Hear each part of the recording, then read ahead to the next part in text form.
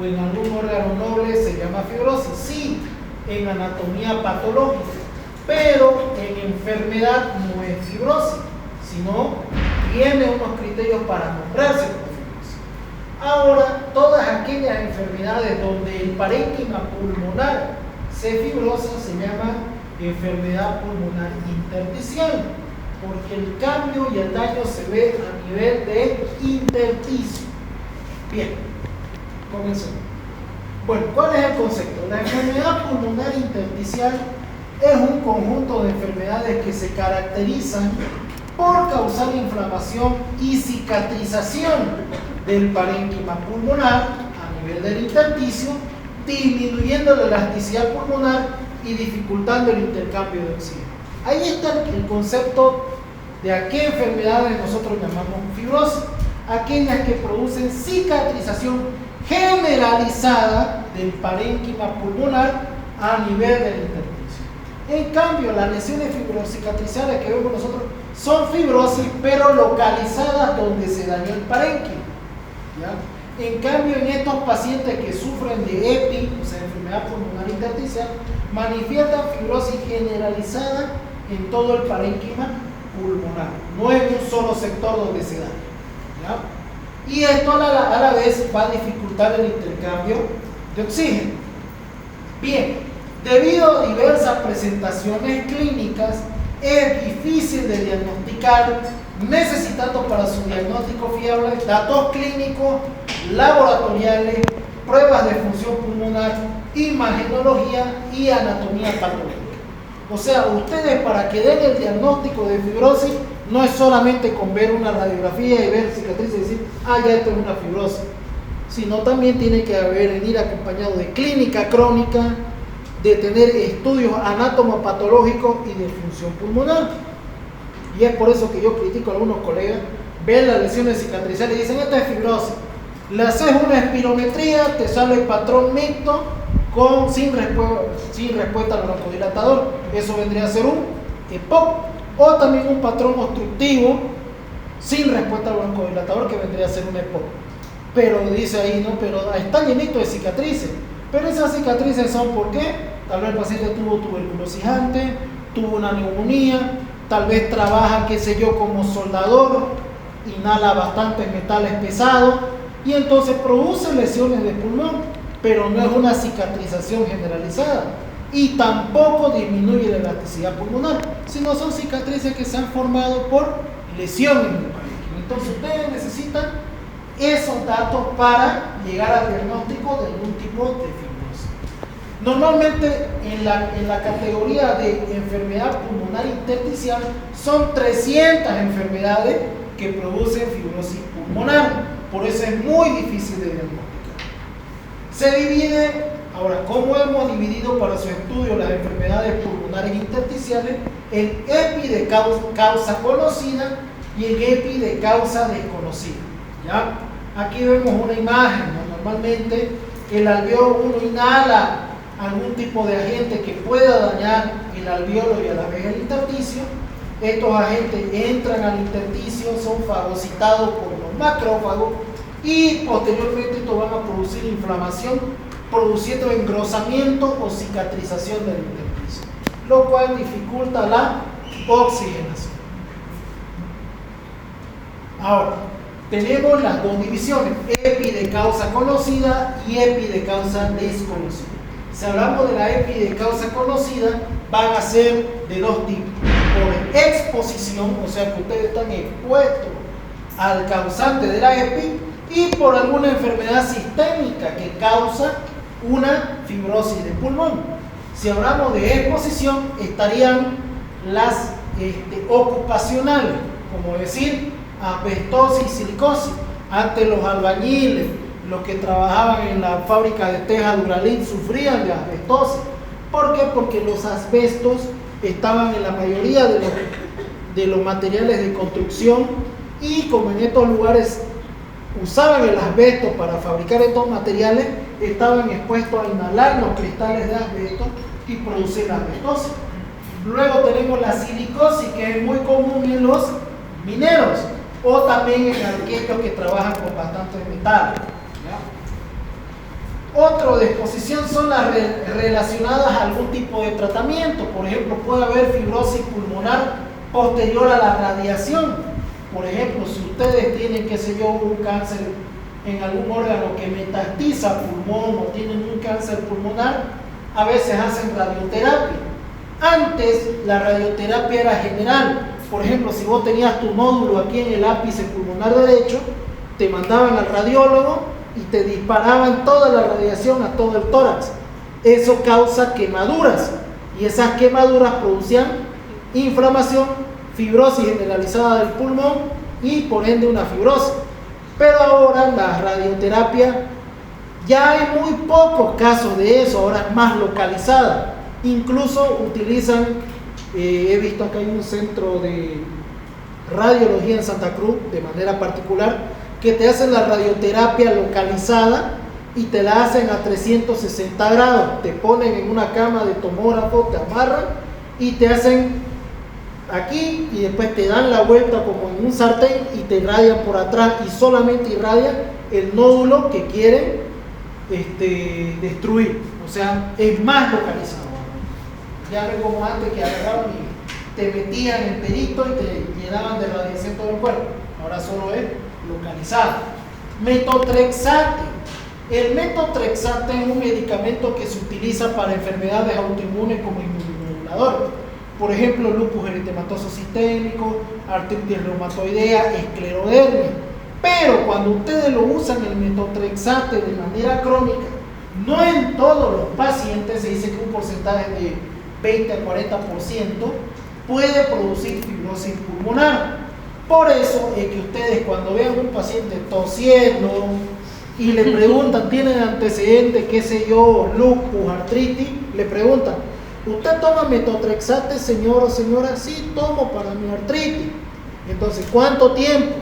Más de un año. Cuando se ha visto en estudios que cuando pasa más de un año de consumo de metotrexate, puede haber una fibrosis del intersticio.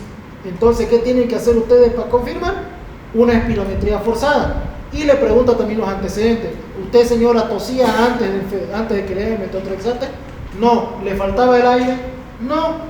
¿Y cuándo le ha comenzado? Casualmente hace unos 2 meses. ¿Cuándo cumplió un año con metotrexate? Hace 2 meses. Entonces, ahí van bien.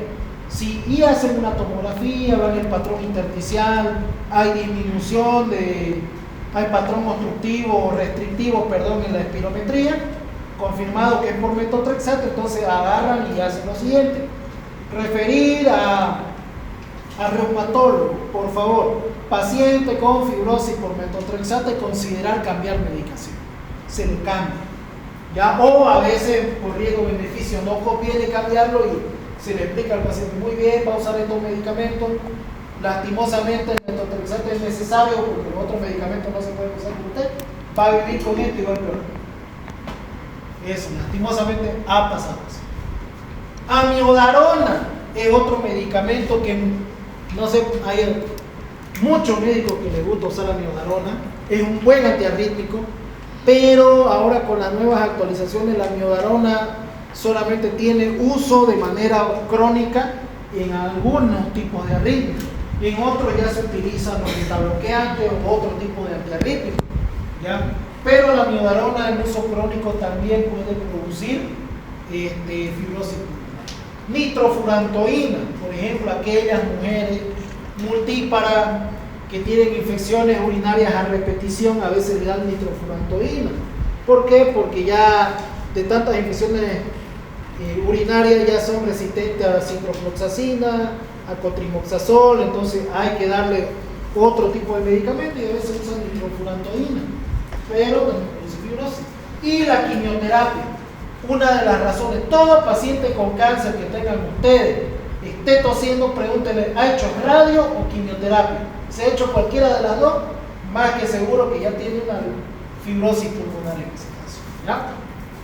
Ahora, si hablamos de enfermedades sistémicas que producen normalmente fibrosis pulmonar, hablamos de enfermedades de tejido conjuntivo como artritis reumatoidea, esclerodermia, polimiositis y dermatomiositis. En otras palabras, todas las enfermedades que vayan a llevar a reumatología al año producen fibrosis pulmonar en algunos casos. Entonces hay que estar observándolo. Es mucho más común el lupus eritematoso sistémico que produzca fibrosis pulmonar a una artritis reumatoidea. ¿Ya? Ahora ustedes me dirán, ¿quiénes son más propensos a hacer fibrosis pulmonar? Si hablamos de causa idiopática, mujeres. Si hablamos de causa inmunológica, mujeres. Si hablamos de causas ocupacionales, hombres. ¿Ya? Y bueno, si hablamos de otras enfermedades sistémicas, están las granulomatosis. Por ejemplo, aquí está la granulomatosis con polienteritis, síndrome de Church-Strauss, granulomatosis de Wegener. También entran las vasculitis como ¿cómo se llama? Church-Strauss, Wegener. Hay una que es específica del pulmón. Ya me olvidé. Goodpasture es síndrome de Goodpasture. Ya. Ahora, si vamos de la EPI de causa desconocida, se dividen en neumopatías intersticiales idiopáticas y otras. Las idiopáticas son las que no se sabe su causa, normalmente se cree que es de origen genético, vienen fallados ya de fábrica, o a veces el hecho de estar mucho estimulado con agentes nocivos como inhalación de metales, polvo, gases, desencadenan este tipo de fibrosis. ¿Ya? Entre la fibrosis pulmonar idiopática está la fibrosis pulmonar idiopática propiamente dicha, que no se sabe cómo apareció, no se sabe, son en aquellos pacientes que nunca han entrado en contacto con ningún tipo de agente nocivo. Por ejemplo, aquellos que trabajan, qué sé yo, en la parte de oficinistas, bancos, no están en contacto con gases, pero aún así manifiestan la fibrosis. Entonces, si ya se hizo todos los análisis y se descarta causa, se la denomina idiopática. Y luego están las otras que sí son diagnosticadas por neumonía intersticial inespecífica, EPI asociada a bronquiolitis, neumonía intersticial descamativa, neumonía criptogénica, etc. Una más rara que es la otra que es la linfangioleucomiomatosis, que en otras palabras en el intersticio, aparte de que se fibrosa, le aparece músculo. ¿Ya? Y eso es grave. Normalmente la linfangioleucomiomatosis, algunos la llegan a considerar cáncer de pulmón y normalmente ya es una sentencia de muerte. Es muy rara. En esta EPI de causa desconocida, todas se diagnostican con biopsia. ¿Ya? Sin excepción, todas se diagnostican con biopsia. Doctor Álvarez.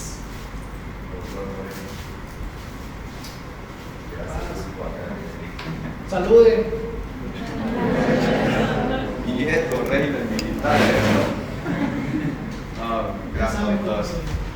No, excombatiente del doctor. No saben de mi historia. Ya les he contado un poco.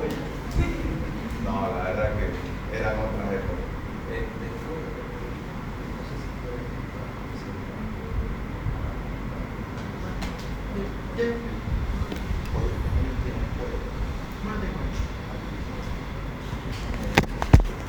Cuantas que no se las considera ni conocida ni desconocida. ¿Por qué?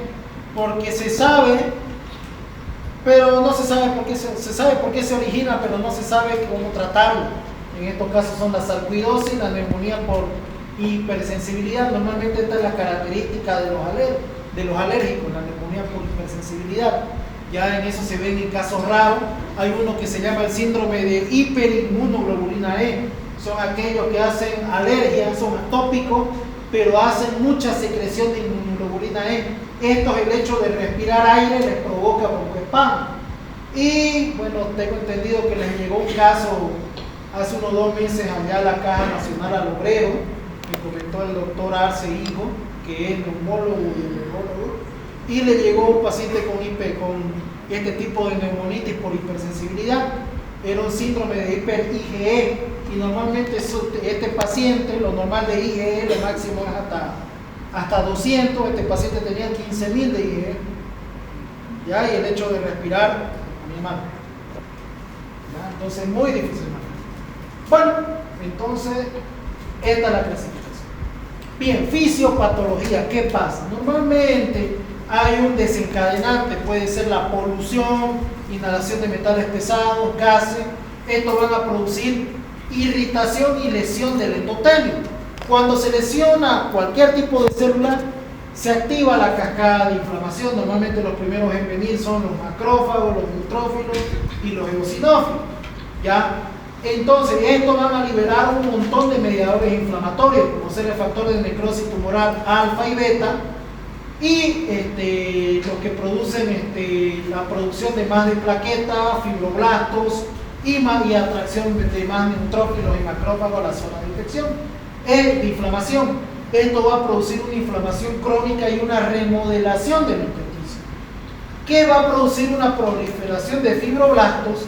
Estos fibroblastos, al ver que la inflamación es constante de este nivel, van a transformarse en miofibroblastos, que van a aumentar el depósito de matriz extracelular y engrosar el intersticio o el tubar. Normalmente, medicamentos que evitan la fibrosis pulmonar como el nintedanib y la pirfenidona actúan sobre estos mediadores inflamatorios en específico. Bueno, en otras palabras, para que me entiendan, volvemos a necesitar de nuestros compañeros amigos. Suban arriba, subimos también, subimos enfermos y subimos. Ustedes dos, aquí, mejor si se una perdida y la otra. Eso, ya. Los enfermos se quedan acá, seguimos. Te paras mirando allá, al frente de tu compañero, y vos lo mismo. Entonces, este es un intersticio normal. Este es un intersticio normal, ¿no? Esta es la membrana capilar, tenemos el intersticio, esta es la parte alveolar, esta es la parte del vaso sanguíneo y esta es la molécula de oxígeno. Normalmente se produce la hematosis entre el aire y el alveolo, este oxígeno atraviesa el intersticio hacia el vaso sanguíneo, llega al vaso sanguíneo, entra un glóbulo rojo y ¡fum! Pasa al resto de la circulación. Lo normal. Ahora, en un paciente con intersticio engrosado, ahora abrácense los cuatro, vení, volver siguiendo para acá. Este intersticio se engrosa, se inflama. Aquí se llena, en vez de tener elastina, se llena de fibrina. La elastina es un colágeno que se puede estirar. En cambio, la fibrina no tiene esa maleabilidad. Lo cual, como hay una inflamación crónica en esta zona, se va a llenar de fibrina y estos van a aumentar de peso, se van a hacer más gruesos, aumentan de peso. Entonces, cuando esta molécula de oxígeno quiere atravesarlas, no va a poder. ¿Por qué? Porque este intersticio está más grueso.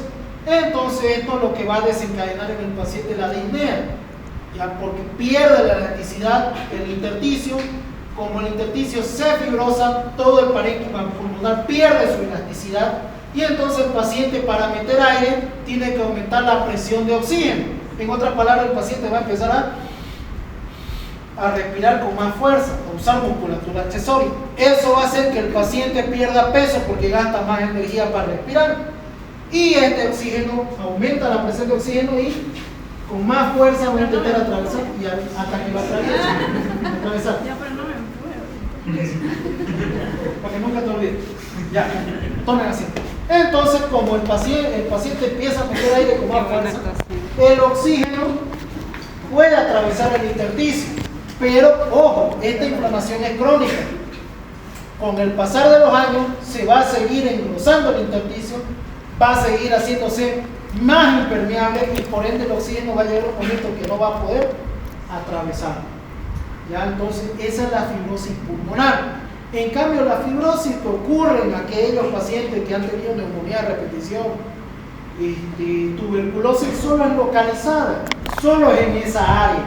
En cambio, en los pacientes con enfermedad pulmonar intersticial es una fibrosis generalizada de todo el intersticio. ¿Ya? Por eso que estos pacientes normalmente cuando se diagnostica la fibrosis es muy difícil manejarla, porque normalmente el paciente viene siempre cuando tiene síntomas avanzados y ya volver hacia atrás es muy difícil. Ahora, con lo que acabamos de ver, ¿cuáles serían las más fáciles de controlar? ¿Las EPI de causa conocida o las EPI de causa desconocida? Conocida. Las desconocidas, ¿no? ¿Por qué? Porque no sabemos quién las ha originado. En cambio, las de causa conocida, por ejemplo, si es por artritis reumatoidea, van a controlar la artritis y va a disminuir la fibrosis. Si es por lupus, controlan el lupus, va a disminuir la fibrosis. Si es por inhalación de metales pesados, se puede suspender la exposición, no va a disminuir mucho, pero tampoco va a aumentar. En cambio, las de causa desconocida, si ustedes no las controlan, estas siguen avanzando. Sigue avanzando hasta que ya el intersticio se vuelve totalmente impermeable. ¿Ya? Eso no se va a mover. Y la fisiopatología, más que todo en estos mediadores inflamatorios, es donde actúan estos medicamentos que es para tratar esa fibrosis de causa desconocida. Bien, manifestaciones clínicas. La disnea aguda de días o semanas son poco probables. Normalmente, si hay fibrosis pulmonar aguda, las principales causas son la neumonía eosinofílica y la neumonía intersticial aguda. Por ejemplo, una neumonía eosinofílica se caracteriza porque se llena de eosinófilos en el intersticio, libera factores de inflamación y el intersticio se engrosa. Ese podría decir una de las pocas causas que produce fibrosis aguda, porque la mayoría son de origen crónico. Y normalmente la neumonía por eosinofilia, ¿a qué le suena? ¿Por qué se causó de manera aguda una eosinofilia en el pulmón? Alergia, pero principalmente parásitos y principalmente parásitos y alergia, ¿no? Pero principalmente parásitos. Por ejemplo, tuve un caso de eosinofilia pulmonar, como era L1. Me acuerdo que este era un paciente que casualmente atendía a toda su familia, porque primero la diagnosticamos a la madre, tuvo una ACV, ya, y quedó con una afasia conjugativa, solo decía una palabra, no podía, ella entendía, pero no podía expresarse, y solamente decía una palabra, y casualmente era en quechua, a todos nos decía kunan, kunan. ¿Cómo está señora? Kunan, kunan. ¿Cómo fue? Kunan, kunan, kunan, kunan, kunan. Una ACV que le causó un daño a nivel de Europa, bueno, de la zona de Europa. Esta paciente se fue y después cayó el hijo. Y el hijo cayó con que tenía hipoglicemia, tenía, aparte de hipoglicemia, tuvo hipotensión, entró por inestabilidad hemodinámica, estaba con diaforesis, tenía la piel húmeda y era gordito. ¿Qué creen que tenía? Piel húmeda, gordito, hipotensión, hipoglicemia, sudaba mucho, y les agrego algo más. Como era gordito, se iba a la farmacia y le inyectaban algo para calmar el dolor de la rodilla y la cadera. Cuando vas a la farmacia, ¿qué es lo primero que te inyectan? Con todos los medicamentos. No era un Cushing, tenía Cushing, pero la causa no fue un Cushing de la internación, fue una insuficiencia suprarrenal, porque el paciente usaba corticoides para el dolor, pero lo suspendió y hizo una insuficiencia suprarrenal con hipoglicemia, hipotensión, diaforesis, inestabilidad hemodinámica. ¿Por qué? Porque este paciente, como se inyectaba corticoides con analgésicos para el dolor, la médula suprarrenal se suprime y deja de producir cortisol. ¿Por qué? Porque ya se mete cortisol de manera sintética todos los días por los analgésicos. Pero una vez lo suspendió, la glándula suprarrenal, como se acostumbró, se durmió y no producía cortisol. Entonces, por la falta de cortisol, hizo una insuficiencia suprarrenal y se internó.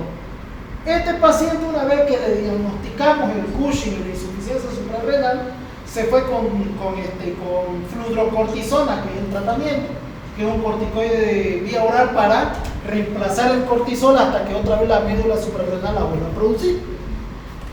Pasó unas 2 semanas y volvió a caer el paciente con hemoptisis, disnea grado 3, tirando a 4, y aparte de eso, dolor torácico bilateral. Lo vimos al paciente, la radiografía estaba totalmente condensada, principalmente las bases, y bueno, yo le dije, empecé a hacer la anamnesis, todos lo trataron como una neumonía porque bueno, está con corticoides, se sobreinfectó con algo, está con las defensas bajas, también tanto tiempo usa el corticoide. Este tipo usaba 6 meses de corticoide, bastante tiempo. Entonces bueno, tal vez agarró un germen intrahospitalario, se lo llevó y empezando a manifestar los síntomas. Pero me llamaba la atención la noticia. Le pregunté, y como estos señores vieron que la madre había hecho ACV y según ellos no se la había curado, o sea, no se podía hacer mucho con la secuela de ACV, fueron con un naturista y el naturista le dijo, bueno, tiene susto. No sé por qué los naturistas todos le plantan que tienen susto. Le pusieron su manillita roja, su collarcito rojo con su llavecita y no mejoraba.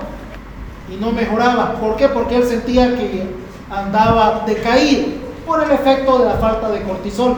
Tenía una insuficiencia suprarrenal. Y él pensaba, y le habíamos dicho que eso lo iba a sentir hasta que su suprarrenal empieza a generar cortisol, pero él no quiso hacer caso y el naturista le dijo, tiene susto. Le pusieron los anillitos, su collarcito rojo, su manillita roja, le cobraron 500 pesos por ponerle una llave en el cuello. No mejoró, fueron otra vez al naturista y le dijeron, mira, la solución a todos tus problemas, sangre de sucha. Sangre de sucha. Y mejor si la sangre te la comes con la hiel de la sucha, vas a mejorar, sube todas las defensas y todo el estado general. Bien, se fueron a la pampa y se pusieron, y con los que cazan suchas en la pampa, y ustedes dirán, ¿hay cazadores de sucha? Sí, sus empanadas de jigote de 2 bolivianos son de sucha. Eso yo lo descubrí cuando yo también caí. ¿Se acuerdan cuando les conté que tenía una parasitosis en la premilitar? Había una señora que te vendía las empanadas a un boliviano. Eran las sobras de los chinos y era bien blanquita.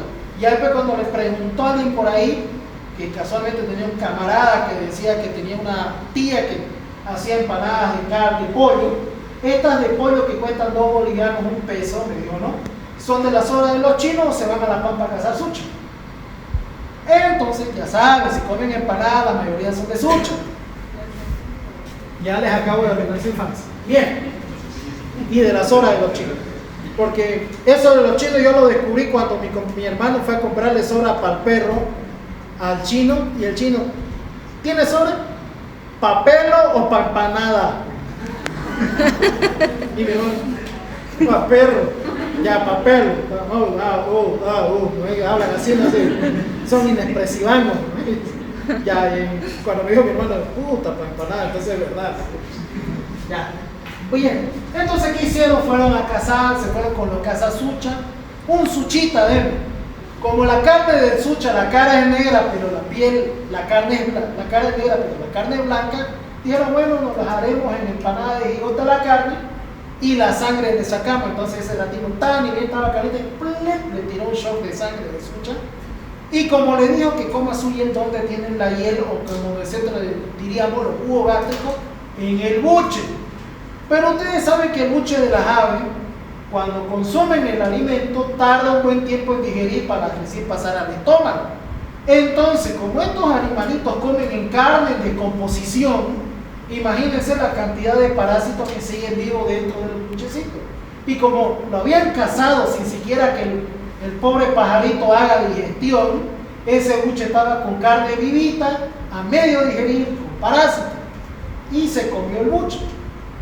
Entonces lo primero que hice, hágale por favor un copo simple a este paciente, hacele antes que se empiece a morir. Se fue interno, ni bien fue al baño el paciente, recolectó la muestra, mandamos allá y estuve jodiendo al otro día, al interno, anda a joder al laboratorio que nos muestra el compro simple. Adivinen qué es estrongiloide, que casualmente aparece el paciente con baja defensa. Da la casualidad que les gusta vivir en la tierra, en las frutas en algunos casos, y casualmente, digamos, este suchita estaba comiendo ahí en el matadero. Ustedes saben que botan a veces fuero con un montón de cosas. Estaba lleno de estrongiloide del paciente. Lastimosamente, cuando salió el copro, yo no estaba de turno, le dije a mi colega viejo, parece que es una eosinofilia pulmonar, hay que iniciar el corticoide. Hay que pulsearlo, porque ya tomaba corticoide, hay que pulsearlo, usar corticoide más fuerte.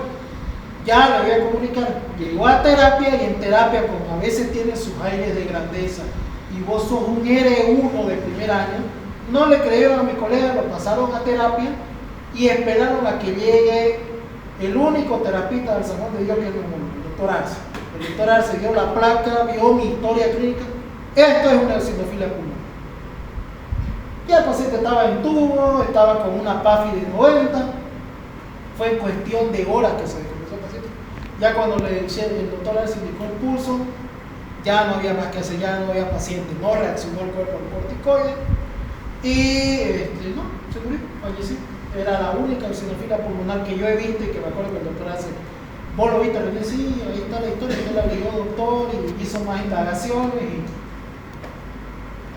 entonces, ya saben, las empanadas de menos de 2 pesos son de Sucha. Siempre váyanse no solo se vayan por el tallo, váyanse por la raíz del caso y pregunten mucho. No sabemos las costumbres de los pacientes. Como ese paciente que les comenté, ¿no es? Que tenía una gonorrea en garganta, tuve que sacárselo hasta que me dijo, mire, me molestaba el de virgen mis compañeros me pagaron una cariñosa y yo me emocioné y le hice todo, ¿verdad? Y se contagió. Ustedes saben que son de dudosa procedencia algunas, aunque hay otras que tienen registro sanitario, pero me imagino que era una que no tenía registro. Ya, y otra cosa, no sé si les han contado los de 5º año, pero ustedes sobre todo las mujeres, van a pasar la vergüenza del 5º año. ¿Por qué? Porque siempre les piden para entrar internado un montón de laboratorios, su esquema de vacunación y el carnet de VIH, ¿ya? O la prueba de VIH. Normalmente no, si ustedes quieren, la pueden pagar en cualquier laboratorio. Pero si son como yo, digamos, en ese entonces era IESCA, te vas al único lugar donde te lo hacen gratis, el CEDEVIR, que queda ahí por la Isabel la Católica, que es el centro donde van todos los VIH a recoger su tratamiento antiviral. Pero no solamente van los VIH positivos, también van las trabajadoras sexuales a hacerse su cartón de sanidad ahí. Entonces me acuerdo que había mis compañeras pues no fueron ahí todas en full frío, me acuerdo así más o menos fresquito, pero ellas escotadanga con los jeans apretos, en ese entonces era de moda, ahora usan pantalones para comprar. Todas apretadangas se fueron caminando ahí, no faltó la otra que se quiso ver fashion, que se fue con su cartera y con tacones, track. Agarró la enfermera que estaba ahí, señorita, esa fila es para la prueba de VIH, para el cartón de sanidad es allá con las otras que estaban ahí. Yo no soy trabajadora sexual. Sí, cómo no, haga fila, señorita, le dije. Igual, ustedes también, las que vienen a esa fila de VIH, y ya después, no, somos estudiantes de laboratorio. Ya van a disculpar, mamita, vengan para acá. Van a pasar esa vergüenza, así que ya saben cómo tienen que ir vestidas para que no las confundan. Porque pasa, a veces la gente se deja guiar por las apariencias, lastimosamente la vida es así.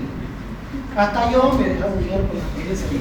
También mis compañeras se pasaban, digamos, si no las conociera diría que son de esas que eran de esa índole. Aunque hay algunas que eran así, pero nunca me llegué a enterar porque me acuerdo que cuando estábamos en primer año, no es que el doctor Harold les hace hacer su trabajo de investigación. Y me acuerdo que había un grupito que habían hecho de las trabajadoras sexuales, habían ido a entrevistarlas, incluso grabaron a uno que los corretearon por el canal. Y resulta que habían descubierto que había unas 2 o 3 compañeras que trabajaban de eso y estudiaban en la Gabriel y eran buenas estudiantes. Nunca dijeron los nombres, tampoco, me imagino que eran el mismo del grupo, no sé, pero ya. Entonces, bien, síntomas. Disnea crónica progresiva. Normalmente este paciente los primeros síntomas, me canso muy seguido, pero como estas enfermedades fibróticas se manifiestan a partir de los 40, 50 años, lo relacionan con el envejecimiento y no le tiran mucha bola hasta que ya está muy avanzada. Entonces, es una causa muy principal. ¿Y por qué creen que hay tos en un paciente con fibrosis? Porque como pierde la elasticidad va a haber momentos donde hacen pequeñas atelectasias, entonces el cuerpo va a producir tos para tratar de ventilar esa zona, ¿no? Hemoptisis. A veces el intersticio se engrosa tanto o la lesión por inhalación es tanto en el alveolo que puede producir un pequeño sangrado. Pérdida de peso por el consumo energético que hay al aumentar la frecuencia respiratoria y la presión de oxígeno inhalado. Anorexia, pérdida de peso. Normalmente estos pacientes siempre van a tener hambre, pero van a preferir comer menos con tal de respirar más. Por eso es que empiezan a perder peso. Astenia, dinamia por el mismo hecho. Y normalmente, como les digo, empieza a aparecer en los extremos de la vida. La mayoría son a partir de los 60 años. Es más común en mujeres, como les mencioné, principalmente porque la mayoría está en las enfermedades autoinmunes. Y casualmente, si hablamos de inmunidad, alergia, las mujeres son las que transmiten todo eso, la mayoría. ¿Qué vamos a hacer? Así dice tu libro. ¿Ya? Se puede asociar con otras patologías como el POC, asma y atopía. Normalmente se asocian la mayoría con atopía. Yo, miren, cuando hice mi año de provincia como neumólogo allá en Trinidad, me sorprendí al ver la gran cantidad de lupus que hay en Trinidad. Ya, incluso hay un estudio que dice que en aquellas personas que viven en zonas muy expuestas al sol, les produce y les desencadena lupus. Y van a ver que yo veía ahí, digamos, mujeres de 22, 18 años, 34 años con lupus. Y toditas, digamos, eran que trabajaban en el campo. Cosa que, digamos, aquí en Santa Cruz he visto lupus, pero no en gran cantidad como se veía allá en Trinidad, hay más. Entonces, ya había una con esclerodermia, que era la primera vez que veía. Otro, también se relaciona con metotrexato, azatioprina, rituximab, nitrofurantoína, amiodarona y quimioterapia, ¿no? Hay antecedentes familiares. Si tenés un familiar que ha tenido fibrosis pulmonar, nada raro que vos la vayas a intentar. Y también se asocia mucho con el tabaquismo. Otra razón por la cual dejen su pucho y su vaping, por favor. Van a desarrollar fibrosis. Es más, hay un estudio hablando del vaping. Produce menos EPOC, pero produce más fibrosis pulmonar. Eso es muy importante. Y bueno, los síntomas. Y dedos en palillo de tambor, que es muy avanzado, cuando ya es una fibrosis muy avanzada. Y algo muy importante en estos pacientes van a ser los crepitantes, los estertores crepitantes. Y lo que predominan en estos pacientes son los estertores crepitantes secos, ¿ya? Que se escuchan como si arrugaran una hoja de papel, ¿ya? Muy importante. Examen físico, normalmente se ven acropaquías como la que vemos en esta imagen, cianosis distal, periférica, estertores crepitantes secos, lo que vamos a encontrar. Y bueno, el biotipo del paciente va a estar caquético, con uso de musculatura accesoria, ¿no? Con respiración superficial. Normalmente estos pacientes sí van a referir que le falta el aire, a diferencia del EPOC, que pueden estar así, pero dicen tú tranquilo mientras está compensado. En cambio, en la fibrosis pulmonar no, estos sí van a manifestar, doctor, me falta el aire, o camino un poquito y al ratito empiezan a encorvarse con la falta de aire. Diagnóstico, ¿cómo se diagnostica? Espirometría, normalmente va a salir un patrón sugerente de restricción. ¿Cómo era un patrón restrictivo en la espirometría? Capacidad vital forzada, disminuida, volumen expiratorio forzado, normal o un poco bajo, y la relación disminuida, ¿no? O normal, ¿ya? Pero lo principal es la capacidad vital forzada disminuida. Si la espirometría sale sugerente de una restricción, se hace la prueba de pletismografía, ¿ya? ¿Por qué? Porque también puede salir restrictivo cuando uno tiene muchas lesiones fibróticas, por ejemplo, en las secuelas de tuberculosis. Tal vez tiene un pulmón totalmente atelectasiado por la fibrosis que ha tenido de una tuberculosis. Entonces puede ser un falso positivo de fibrosis.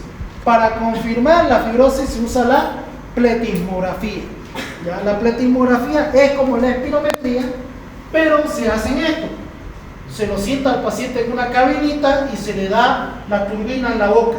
Antes de eso, le rocían, si no me equivoco, dióxido de carbono en spray.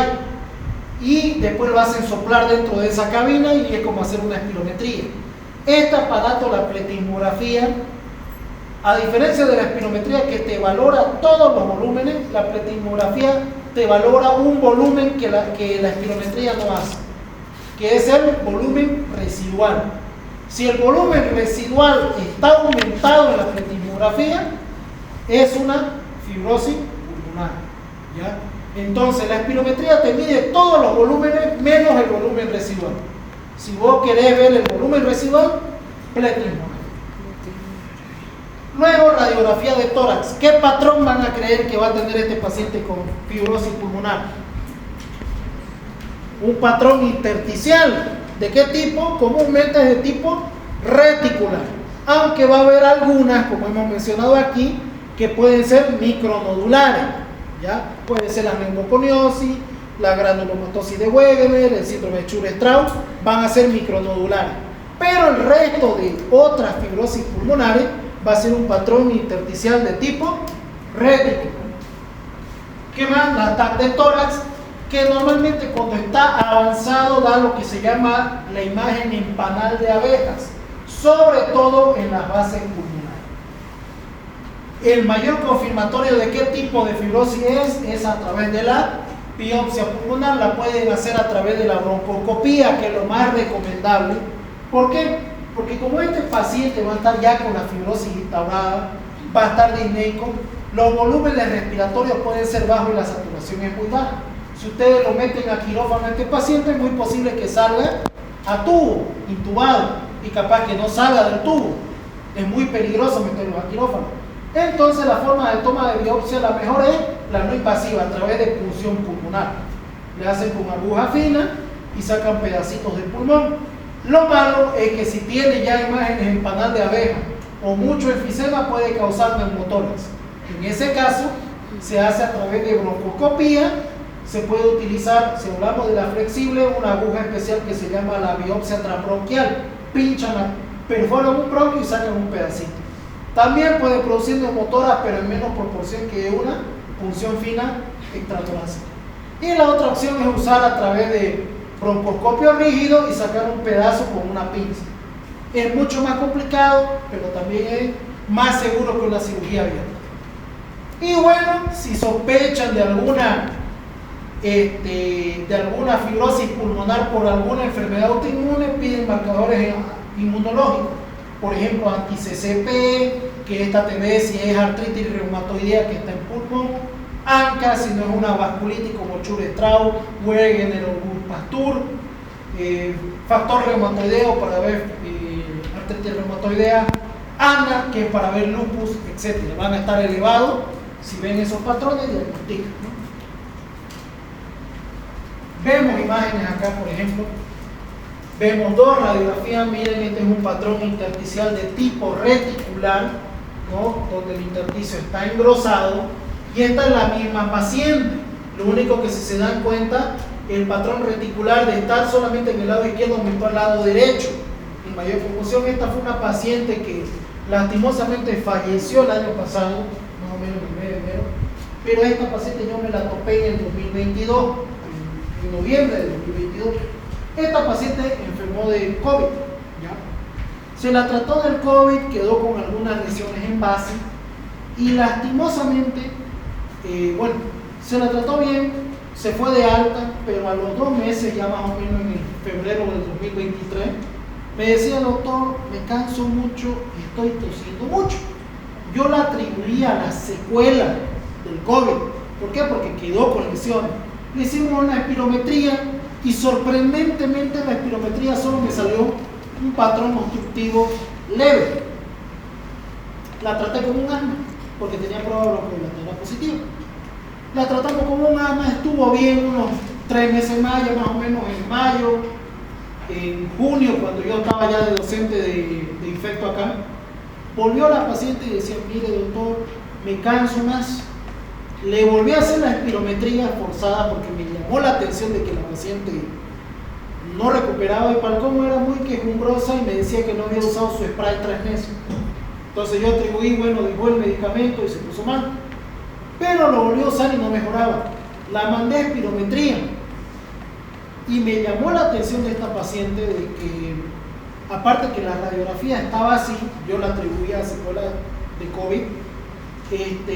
La paciente en esta espirometría me salió patrón restrictivo.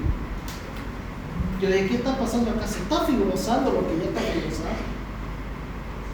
Y ya empecé a hacer más énfasis en la señora, ya le presté un poco más de atención: señora, aparte de su falta de aire. Como le digo a ustedes, siempre el paciente va a enfocarse en lo que le molesta, pero no siempre son los síntomas. A ella le molestaba la falta de aire. Hablé con la señora, aparte de la falta de aire, otra molestia, tengo tos, y mire, ya no estoy comiendo mucho, y de lo que no estoy comiendo mucho se me está cayendo el pelo. ¿Cuántas veces come al día? 2 veces, doctor. Bueno, solamente está dejando de comer una vez. ¿De qué trabaja, señora? Trabajo en mi tienda, tengo mi puestito en la ramada. Muy difícil que deje de comer, porque ahí yo también tengo unas tías que tienen su puesto en la ramada y son así. ¿Y es por qué? Porque uno está sentadito y van y te ofrecen un montón de comida. Entonces están picando siempre gelatina, pororó, papita con huevo, lo que pasa por ahí. Entonces es muy difícil que la señora esté dejando de comer, pero eso de que se le cae el pelo me llama la atención. La miré bien, ella era bien morenita. Y entonces cuando acuerdo tenía así como chapita, y yo le decía, ¿y usted no es de La Paz? No, yo soy Cochala, ¿no? Y no he viajado a La Paz últimamente, no, ni a Cochabamba. Yo a Cochabamba no viajo hace 5 años. Y esa chapa, ¿qué edad tiene, señora? 42. La mandé con la reumatóloga, lupus eritematoso. Era lupus. Bien, seguía con esa lesión, la paciente iniciaron micofenolato de monfetilo, metotrexate. Mejoró la paciente hasta que fue el año 2024, ya terminé de ser docente de infecto, y era enero del 2024. Y me llega la paciente, doctor, me está volviendo a faltar el aire. Doctor, estoy tosiendo mucho y empecé a toser sangre. Y yo dije, a ver si no es una tuberculosis por las infecciones. La mandamos a hacer una broncoscopía, salió totalmente limpia. ¿Qué pasó acá? ¿Por qué está tosiendo? ¿Por qué le falta? ¿Está tomando su medicación? Sí, doctor, tomé la medicación, empecé a mejorar. Pero ahí viene el detalle. Yo al comienzo empecé tal vez por el metotrexate, pero me dijo, doctor, hace 5 meses la reumatóloga me quitó el metotrexate. Entonces no puede ser fibrosis por metotrexate. Le quitó el metotrexate, sí, casualmente cuando me lo suspendió empecé a empeorar. Entonces estaba haciendo una crisis lúpica. Le hice una tomografía, se vio así, como el virus esmerilado. ¿Ya? Y esta paciente, ya vimos, descartamos con la broncoscopía que no hay infección, neumonitis lúpica, es una fibrosis por lupus. La reumatóloga se echó para atrás, me dijo, no doctor, que debe ser TB y todo. Fibrobroncoscopía negativa, PCR negativo, GeneSper negativo, panel respiratorio negativo, cultivo negativo, absolutamente todo negativo, no está infecciosa. Pero está con 15.000 leucos, doctor, porque está haciendo una neumonitis lúpica. Acuérdense que es una inflamación del intersticio. A la vez, factores de la inflamación va a haber leucocitosis. ¿Ya? Y la paciente también hacía fiebre. ¿Por qué hacía fiebre? Porque había factor de necrosis tumoral beta circulante en sangre. Va a ser fiebre. Todos nos orientamos a que era algo infeccioso hasta la reumatóloga, pero se olvidó esa parte y el reumatólogo. Yo me acuerdo que me tiré una discutida, hay que pulsear la atención. La pulsearon, quedó 0 kilómetros. Como nueva. Lastimosamente, la reumatóloga que tenía Manuel por amar no era de colega, hablaba con mi otra colega que era médico internista, que le gustaba la parte de reumato.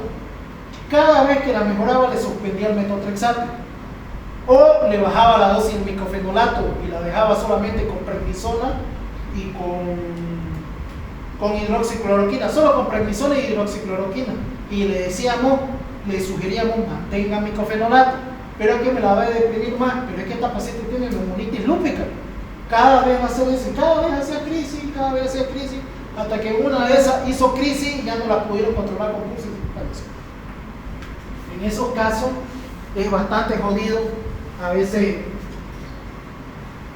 no se coordina muy bien con los colegas, a veces tienen como le digo, se entercan en lo del libro. Hay algunos que se entercan, el libro dice así, sí, pero a veces no todo lo del libro es tu paciente, es muy distinto. A veces también me ha tocado con pacientes muy actualizados. En la última actualización que hicimos la anterior semana, allá en Cali, Colombia, en el Congreso Nacional Internacional de Reumatología, ¿sí? Ya, pero no es eso, no es ese caso del paciente. Pero es que eso está manejando la última actualización. Entonces, varía, cada paciente es un mundo aparte, eso nunca se olvide. ¿Ya? Y A veces, si tu colega te sugiere algo, escuchémoslo, no porque seas el mejor neumólogo, el mejor cardiólogo, el mejor reumatólogo del país, significa de que no le vas a pegar al gajo. A veces pasa. También tengo, ¿se acuerdan del paciente de la lepra?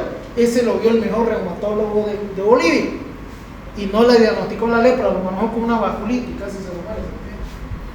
Así. Por eso. Nunca, cuando estén arriba, nunca se olviden que esa nube donde están ustedes parados puede llover y se les hace y se caen de cabeza.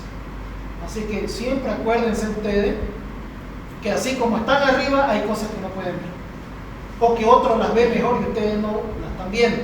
Entonces siempre traten de trabajar en equipo, llevarse bien con sus otros colegas, no porque yo salí con el mejor PPA de la Gabriel René Moreno.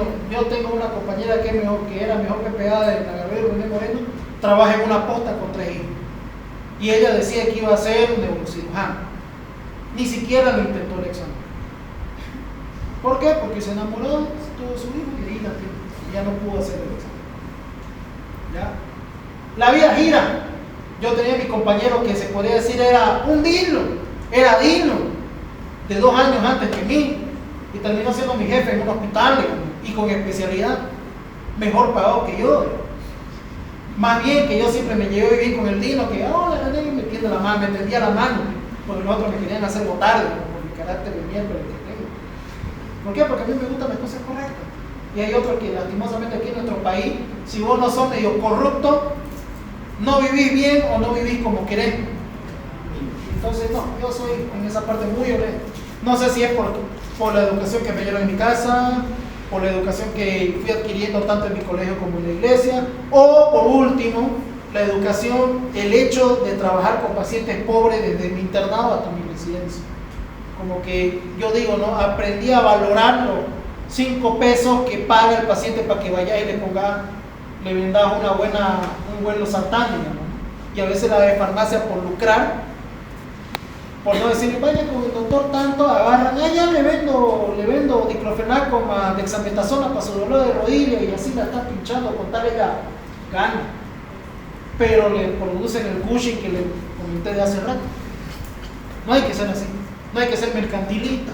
Acuérdense que la vida con la que ustedes están tratando puede ser la de sus familiares y se la pueden hacer de la misma forma. A ustedes no les gustaría que, digamos, ustedes le cobran por hacerle, qué sé yo, una colocación de vena, una colocación de vía venosa 500 bolivianos y que después venga un traumatólogo pero hacerte un yesito 1000 bolivianos a tu familiar. ¿No te gustaría? Es feo. Okay. Bien, ahora miren, esta es la imagen que les decía yo en panal de abeja. Cuando la fibrosis ya está muy avanzada, principalmente son en lesiones basales. ¿Ya? Entonces son imágenes en panal de abeja, muy característico ya de fibrosis muy avanzada. No miren eso. No hay como olvidarse, es idéntico a una colmena de abeja, un panal de abeja. Tratamiento no farmacológico. Normalmente, lastimosamente aquí en nuestro país, optamos solamente por esto. ¿Por qué? Porque como el paciente acude ya muy tarde a los síntomas, ya es muy difícil retrasar esa fibrosis. No hay muchos medios económicos para comprar tratamiento farmacológico. Entonces, la mayoría de las veces optamos por el tratamiento no farmacológico. ¿Qué cosa? Identificar y tratar comorbilidades. Por ejemplo, si un paciente con apnea del sueño, o sea, ronca durante la noche. Tratar la depresión. Normalmente cuando usted le dice tiene fibrosis pulmonar, esto es terminal, va a aumentar, empiezan a deprimirse, no quieren comer, no quieren hacer nada, se quedan en su casa. Entonces hay que tratar eso para tratar de aliviar algunos síntomas. Enfermedad de reflujo gastroesofágico. Yo tuve un tío que hizo una fibrosis por enfermedad de reflujo gastroesofágico. Tenía una hernia de hiato y toda su vida, como buen orureño, son de buen comer y de buen beber. Bebía mucho y siempre tenía su acidez, pero como siempre la tuvo desde que era joven, mi acidez otra vez me dominé. Hasta que un momento hizo una hernia de hiato esofágico que nunca supo. Entonces cuando se dormía, todo el reflujo gastroesofágico llegaba a la garganta, bajaba por tráquea pulmón y iba quemando los pulmones durante años. Cuando ya lo vi yo, estaba con ese panal de abejas que les acabo de mencionar. Y no sabían por qué, yo le dije, ¿qué le hicieron? Me hicieron una endoscopía y me dijeron que tenía enfermedad de reflujo gastroesofágico y tenía el hiato flojo, o sea, no apretaba. Es por eso, ha hecho reflujo todos estos años y ya que no lo pulmón con la amilosis. Y yo pensé que eso que me faltaba el aire era porque comía mucho. En parte sí, digamos, ya fallecí. Rehabilitación pulmonar, fisioterapia. Normalmente la fisioterapia, ¿para qué creen que nos va a servir? Para evitar de que se endure más ese pulmón. Acuérdense que la elastina es lo que nos interesa que se mantenga en el pulmón y no tanto la fibrina. Entonces, al hacer ejercicios respiratorios mantienen flexible ese pulmón y evitan que se endure. Aparte de eso, fortalecen los músculos respiratorios y así evitan que el paciente vaya haciendo hipoxia y a la vez debilitándose más por la misma enfermedad. Prevenir infecciones, estos pacientes hay que vacunarlos, ya COVID, influenza, neumonía. Oxigenoterapia, así como en el EPOC ayer vimos esos criterios de usar oxígeno domiciliario, son los mismos. Si el paciente empieza a saturar menos del 92% de manera constante o tiene una presión arterial de oxígeno menor a 60 en la gasometría, ya de manera constante es necesario usar oxígeno en estos pacientes. Normalmente al comienzo se les da oxigenación, por lo menos tienen que usar oxígeno durante 14 horas al día. Ya ahí ustedes pueden decir 7 horas que son las horas que duerme, más unas 6 horas que es las horas que está despierto, entonces tienen que estar con su oxígeno cerca. Hay algunos que andan con sus generadores portátiles, que vienen ahora como bolsoncito, conectan la bigotera y andan tranquilos todo el día con su generadorcito, cuando es una fibrosis que es a tiempo controlado. Pero cuando ya es muy avanzada, la mayoría de estos pacientes ya está sedentarios, no pueden moverse mucho, entonces están con el oxígeno constante, ¿no? Y ojo, también la oxigenoterapia no tiene que pasar del 92% la saturación. ¿Por qué? Porque acuérdense, el centro respiratorio ya está acostumbrado tantos años con baja saturación. Si ustedes lo mantienen con saturación alta y después le cortan, ese paciente puede deprimirse respiratoriamente. Y bueno, otras medidas paliativas y de confort, no sé, tal vez ya no puede comer por vía oral, hay que usar sonda nasogástrica. En algunos casos optan por hacer gastrostomía, ponen una oyeimmunostomía, ponen una sonda para alimentarlo por ahí, cuando ya es muy mayorcito tal vez. Otras medidas de confort, qué sé yo, aparte de oxígeno, tener, qué sé yo, su enfermera a las 24 horas para que vea su confort y calidad de vida.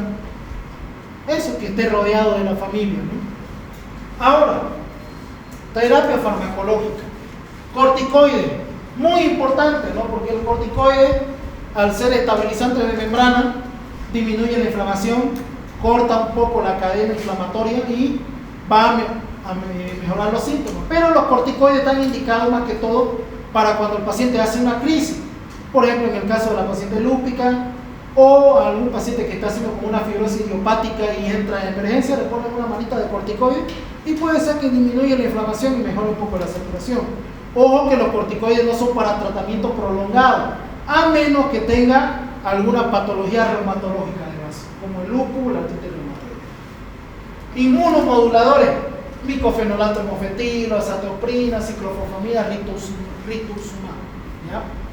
Ahora, si hablamos de la fibrosis idiopática o de no causa conocida, si ustedes la diagnostican cuando el paciente todavía, qué sé yo, solo manifiesta disnea grado 2 a 3 o empieza a manifestar disnea a los 100 metros y ya se descartó otra causa, se pueden usar estos dos medicamentos. El que hay aquí en Bolivia que traen a llamado es la pirfenidona, ¿ya?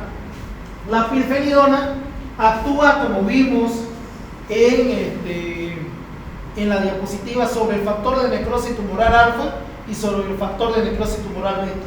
Disminuye la atracción de más células al sitio de la inflamación, ¿ya? Pero recuerden que no solamente son los únicos quimiotácticos, hay otros, ¿ya? Pero los principales son estos. Entonces la pirfenidona normalmente se puede utilizar, primero se utiliza 263 miligramos 3 veces al día, o sea, cada 8 horas, subiendo dosis cada semana hasta llegar a 801 miligramos 3 veces al día. ¿Cómo es eso? Por ejemplo, a ella le diagnosticamos de fibrosis, ¿ya? Tiene plata. ¿Por qué digo tiene plata? Porque cada cajita de pirfenidona con 30 tabletas cuesta $800. Por eso es que la mayoría no hace tratamiento, porque no tiene plata. $800. Supongamos que esta está platuda, se casó con un narco, está con fibrosis, ¿ya? Está en línea de plata. A mí me paga la consulta $500, esa más. Ya. Vamos a comenzar con pirfenidona durante la primera semana, 267 miligramos. Cada tableta tiene 267 miligramos. ¿Ya? 3 veces al día, cada 8 horas. Pasa la primera semana, hago controles de laboratorio. Estos medicamentos, lo principal que dañan es el hígado. Entonces tengo que pedir tiempo de protrombina y transaminasa. Si está todo normal, la siguiente semana, ahora me va a tomar 2 tabletas cada 8 horas. 267 más 267 da 500 o 600 y, no me acuerdo, cada 8 horas. Ya son 2 tabletas cada 8 horas. Mantiene esa semana. Pasa la semana, hago laboratorio. No hay molestia, no hay elevación de transaminasa. Le subo a la dosis tope, que es 801 miligramos 3 veces al día. O sea, 3 tabletas cada 8 horas. ¿Cuánto tiempo es este tratamiento? 1 año. ¿Ya? ¿Para qué? Para mejorarte solamente un 50% la calidad de vida, pero con 20% de probabilidades de que funcione. ¿Qué quiere decir? Que de 100 pacientes solo funciona en 20 y en los otros 80 no funciona para nada. ¿Ustedes se arriesgarían a usar $800 mensuales por ese 20% de probabilidades de que funcione? Hay algunos que optan por el no, y hay otros que, bueno, sí, no sé, tener dinero, optan. Pero hay otros que, pucha, no, mi padre ya está mayorcito, le daremos confort y hacer las medidas anteriores. ¿Ya? La mayoría hace eso. Pero los que tienen ya, doctor, no importa, mi padre, ya tengo los recursos, con mi hermano nos reunimos, miren, mi hermano es minero, el otro tiene 3 puestos en el abasto, yo soy abogado. No, pagamos. Recetas se van a, casualmente la única que trae, que es Hahnemann, laboratorio Hahnemann, aquí en Bolivia, y te lo dan, digamos, ¿no? $800 mensuales. ¿Para qué? Con el riesgo de que no le funcione. Pero si le funciona, 50% de los síntomas van a mejorar. ¿Ya? 1 año tiene que usar. De ahí se suspende y se ve si mejora, si se puede lograr estabilizar, o más adelante tiene que usar nuevamente. Luego está el nintedanib, que es mucho mejor, actúa sobre los remodeladores del intersticio, el factor agregante de plaqueta, el factor agregante de fibroblasto, ahí actúa. ¿Por qué? Porque recordemos que quimiotácticos no solamente son los factores de necrosis, hay otros, pero si hablamos de los remodeladores solamente hay uno, hay unos cuantos. Entonces el nintedanib lo cubre todo, lo bloquea también. Este es de mejor dosificación, 150 miligramos 2 veces al día, o sea, una tableta cada 12 horas. Ya es de mucho mejor manejo, pero no llega a Bolivia, solamente ahí en Perú. Y me acuerdo que en el congreso que hubo hace 2 años costaba algo de $1.200 cada caja de nintedanib, más caro. ¿Por qué? Porque es mucho mejor posología, no hay que estar subiendo dosis ni nada. Esto se utiliza 15 meses. Tienen que saber los efectos adversos de estos medicamentos, que también hay que explicárselo a los pacientes antes de usarlos. Pirfenidona, pérdida de peso puede ocasionar, fatiga, el paciente va a estar intranquilo, no va a dormir, malestar gastrointestinal, va a sentir retorcijones, mariposas en el estómago, no están enamorados de mariposas nomás. Elevación de transaminasa, erupción cutánea puede producir rash y fotosensibilidad. Van a la tipo fotofobia, ven la luz, les irrita y bajo la luz empiezan a salir puntitos negros como si fueran pequitos. Entonces, si tiene alguna de estas molestias, se suspende la pirfenidona y hay que decirle, mire señor, yo sé que le he hecho gastar $800, pero no lo tolera su familiar, ahí queda. Ahí está el otro riesgo. Y en el nintedanib, de entrada te produce diarrea la primera semana, pérdida de peso, fatiga y elevación de transaminasa. Menos síntomas adversos que la pirfenidona, pero mucho más caro. Y bueno, la diarrea a quien no le molesta. ¿Ya? Entonces, eso es con respecto. Ahora, este tratamiento normalmente lo da el especialista. No, como ya vieron, no se utiliza en todas las patologías. Me acuerdo que durante el COVID estaban como locos buscando pirfenidona para tratar de curar la fibrosis que causaba el COVID. ¿Ya? Pero no se cura con esto. Ya vieron dónde actúa y en qué pacientes. Todavía no hemos terminado. La neumoniosis. Yo me fui caminando 3 veces en lluvia torrencial de aquí hasta mi casa, al centro libre de la Alemana. ¿Por qué? Porque no sé por qué los malditos micros que van al norte llegan a las 9 de la noche, no va ninguno. Pero de allá para el sur, hasta las 11 trabajan. No sé por qué tienen esa estima para los del norte. No sé si porque seremos mejor urbanizados, somos gente más civilizada que los que viven en el centro y en el sur. Sobre todo los del este, que ahí está la villa, el plan tremendo, que vean mancha con cuchillo. No sé, nos tienen envidia, tal vez por eso no mandan. Hay gente que yo también he vivido en la mapa. Yo cuando comencé a vivir allá era un potrero. Yo a las 5 de la mañana mi madre me levantaba, cuando tenía 6 años de edad, con mi botecito de nido a traer leche del potrero que había atrás. Era un potrero, nadie le tiraba pelotas a tierra. Ahora todo el mundo la quiere comprar. Mi vecina la vendió $1 millón, un lote pelado ahí. Y es más chica que mi casa, así de cara. Culpa de su padre por no comprar en el norte. Ahorita tuvieron buena herencia. Bueno, neumoconiosis son un conjunto de enfermedades que se definen por la producción de colágeno, o sea, fibrina, en el parénquima pulmonar en respuesta al depósito parenquimatoso de un polvo inorgánico. Y bueno, pongo esta imagen porque normalmente la neumoconiosis es ocupacional, ¿ya? Ocupacional, se relaciona mucho con el oficio del paciente. La probabilidad de contraer una de estas enfermedades depende de 3 factores.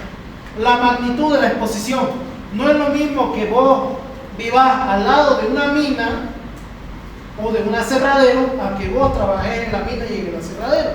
Vas a inhalar más tiempo. Características del agente etiológico. Los inorgánicos, los polvos inorgánicos, son más dañinos que los polvos orgánicos. Por ejemplo, si hablamos entre madera y bagazo con metales, los metales causan más daño. Y características del individuo expuesto. Si es un paciente que tiene neumopatías estructurales, si es fumador, si, qué sé yo, tiene atopía, el daño va a ser mucho más rápido a comparación de otros pacientes sanos. Agentes etiológicos que causan neumoconiosis, tenemos un montón. Silicosis, que es por el silicio, neumoconiosis en mineros del carbón, que es por carbón, asbestosis, que es por el amianto de los asbestos, berilosis, talco, siderosis, por ejemplo, los soldadores tienen eso que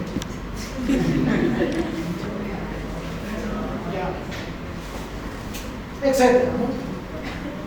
Pocos polvos inhalados inducen la síntesis de colágeno en el parénquima pulmonar, y si lo hacen se conocen como fibrogénicos. Por ejemplo, no por el hecho que tengo oliendo un perfume que es muy fuerte les va a causar lesión pulmonar, ¿ya? Pero hay otros que con solo estar en contacto, por ejemplo la tiza. Yo atiendo a hartas profesoras del Don Bosco que tienen ahorita neumoconiosis o asma por inhalación, o EPOC por inhalación de tiza. Nunca fumaron, pero sí inhalaban tiza, porque en esa época usaban tiza, ¿no? Las pizarras de tiza ahora usan marcadores como acá, pero antes no, la profesora todo negativo. Y peor si son las que fuman, hay unas que fumaban. Me acuerdo la de mi kinder, irónico, en un kinder la profesora fumando. Me acuerdo que la profesora se ponía a fumar en el kinder. Claro que fuera de clase, ¿no? Pero nada, ese ejemplo a las ratillas, ¿no? Ya. Los mayores fibrogénicos son el dióxido de silicio, por ejemplo, en las minas, y los soldadores a oxígeno. Ya los que usan las varillas de oxígeno libera silicio, así que estos van a producir más daño. Y el polvo de mina de carbón, también el asbesto, el circonio, los joyeros y metales duros. Ahora, ¿dónde encontramos polvo de mina de carbón? No hay minas de carbón aquí, pero sí hay carbón. Entonces, ¿quiénes podrán tener neumoconiosis si están en contacto con carbón? Que cocinan a leña. Las que cocinan a leña. las donitas que cocinan pataca todos los fines de semana. ¿Ya? ¿Quién no se ha tirado una pataca? Si usted es su vecina, la quieren porque le hace una pataquita rica, le dicen, señora, vaya con el neumólogo a hacerse ver, puede ser que tenga una neumoconiosis, usted inhala mucho humo. Ahora, si cocina gas no hay mucho problema, pero si cocina leña, pobre señor. Muchos polvos minerales, aunque no induzcan fibrosis, pueden provocar enfisema pulmonar o carcinoma. Lo típico que producen las que cocinan a leña, ¿no? Producen enfisema y a la larga se produce. La lesión final de todos los fibrogénicos es una cicatriz de parénquima pulmonar con anulación o deterioro importante de la función pulmonar. Fibrosis del intersticio. Nuevo tratamiento para la neumoconiosis: quitar la exposición del paciente a la causa y bueno, dar los mismos tratamientos que darían para un paciente con fibrosis en general. Oxigenoterapia, corticoides, broncodilatadores hasta donde se puede utilizar, evitar infecciones y confort. ¿Ya?